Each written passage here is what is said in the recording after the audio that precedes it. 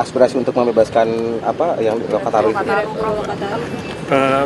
Kita nggak bicarakan masalah itu ya. Jadi sebenarnya karena memang sudah dinyatakan sebagai tersangka, maka kan tentu ada prosedur kan. Kalau sekedar untuk menangguhkan penahanan misalnya, itu bisa saja dilakukan. Siapapun yang tersangka bisa ditangguhkan penahanan.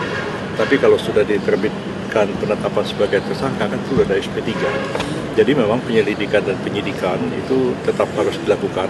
Dan saya kira beliau sendiri lebih baik didampingi oleh advokat-advokat yang handal, ya, LBH dan lain-lain, sehingga pemeriksaan itu berjalan fair dan adil. Kalau misalnya memang tidak cukup alasan untuk dinyatakan sebagai tersangka, ya mengapa tidak diharuskan SP3? Dan saya kira setiap orang kan harus gentleman menghadapi satu proses hukum.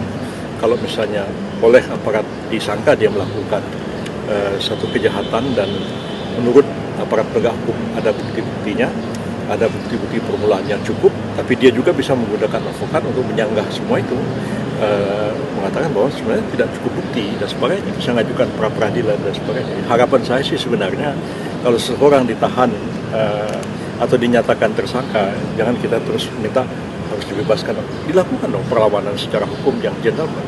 Kalau memang kita berani melakukan sesuatu ketika kita menghadapi proses hukum, hadapi.